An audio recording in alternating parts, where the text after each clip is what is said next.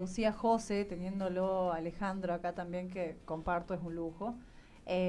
Justamente por esto, ¿no? De qué interesante cuando nos ponemos en un espacio en donde esto después puede tener una réplica social, esa cita de autoridad que se hace con respecto a una opinión, que si está fundada es mucho mejor, así solamente una simple opinión, que ya termina siendo Claro.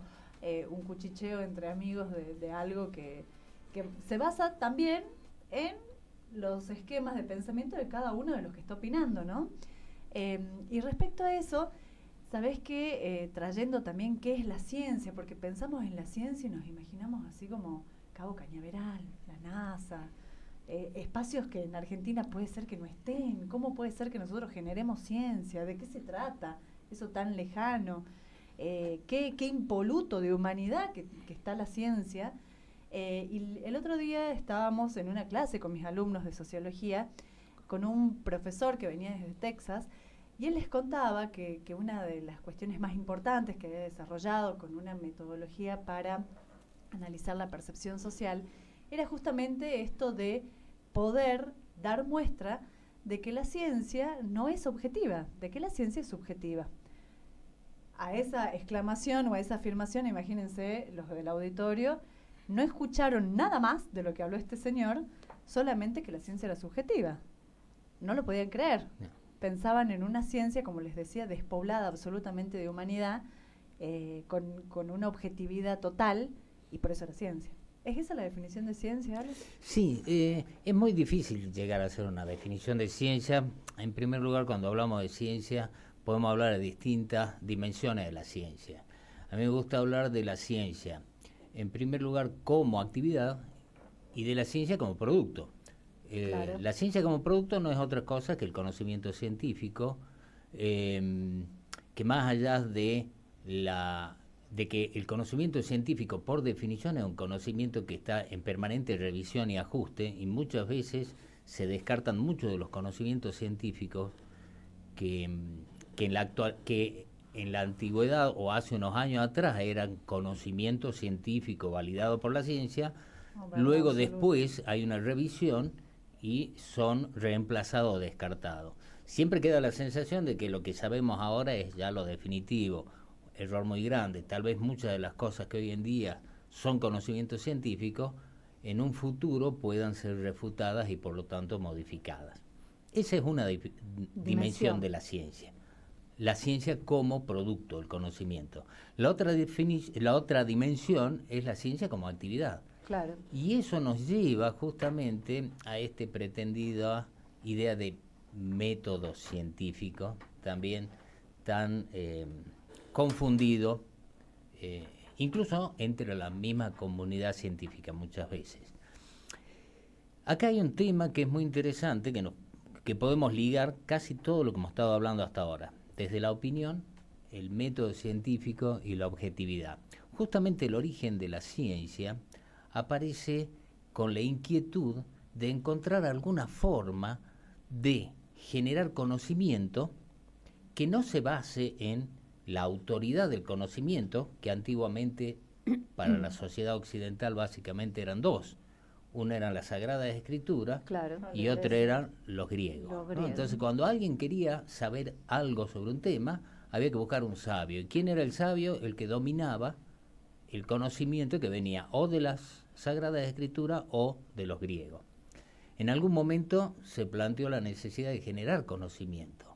Por lo tanto, para generar conocimiento, uno debía ser capaz de producir un nuevo conocimiento a partir de la experiencia. Ahora bien, esa experiencia nos lleva a la opinión. ¿Cómo hacer que el conocimiento no sea mera opinión cuando se basa en la experiencia? Por lo tanto, había que sustentarlo en algo que fuera común a la humanidad. Eso común a la humanidad era la capacidad de razonamiento. Entonces, combinando la capacidad de razonamiento y la objetividad de la observación, eso nos llevaría a generar un método capaz de generar conocimiento científico. Así nace el primer método científico, que es el inductivismo. Claro. Yo observo repetidamente algo, observo objetivamente, lo cual implica no estar cargado de conocimientos previos, porque si no arrastraría conmigo la interpretación a partir de lo que ya se sabía, y el objetivo era generar nuevo conocimiento. Entonces, esa objetividad me garantizaba que yo estaba viendo lo que estaba viendo y eso era común a todos los humanos. Error. Es imposible hacer una observación objetiva porque eso significaría sacarme de la cabeza lo que conozco, y si me saco de la cabeza lo que conozco, no voy a saber nunca qué estoy viendo, ¿no? Bueno, ahí esta pretendida objetividad del conocimiento científico, en donde vemos que el conocimiento científico siempre lleva a una interpretación. Claro. Y la interpretación apela a lo que ya sabemos. Y eso que sabemos es una construcción que, si bien uno la puede objetivar, no es puramente objetiva. Tal cual. La otra vertiente por la cual el conocimiento científico no puede ser objetivo, y es lo podemos ver a partir de autores que miraron la producción de conocimiento científico desde una mirada sociológica, y es la dimensión social e histórica de la ciencia.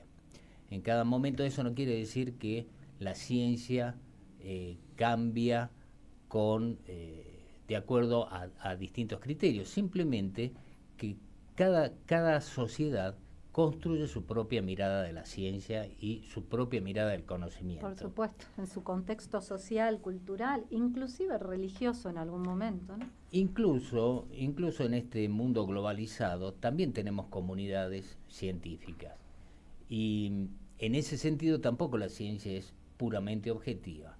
¿Por qué? Porque un poco lo que planteaba Ana al principio, ¿no?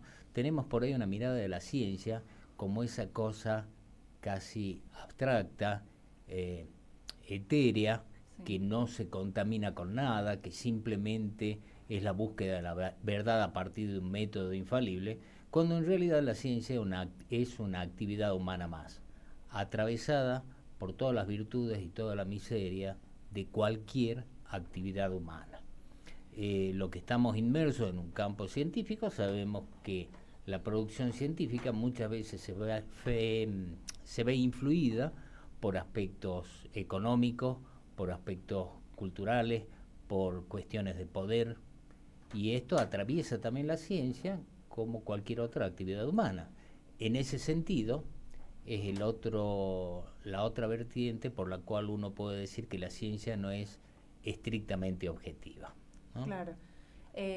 Quizás también esto es una interpretación errónea o una interpretación acotada de lo que puede ser lo objetivo y lo subjetivo, ¿no?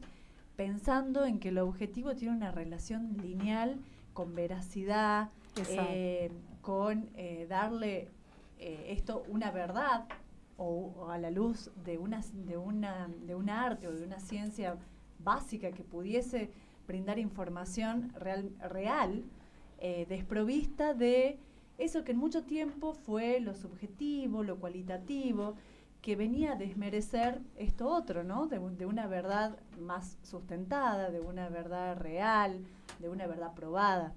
Entonces, yo creo que tenemos tiempo también con estas reflexiones para desmitificar, ¿no?, lo subjetivo, lo cualitativo, para volver a reflexionar en esto que dijo Alejandro, cómo pensar que una actividad humana puede ser todo menos humana. Prescindente de lo humano. De lo humano. Pero de hecho la subjetividad creo que enriquece a la ciencia, ¿no? O sea, hay un autor que yo sigo, que leo mucho, he leído toda su obra, ya falleció lamentablemente, Gould, que todos lo conocemos, y él tiene un libro muy interesante que se llama La montaña de almejas de Leonardo, donde hace un abordaje de la ciencia desde este punto de vista.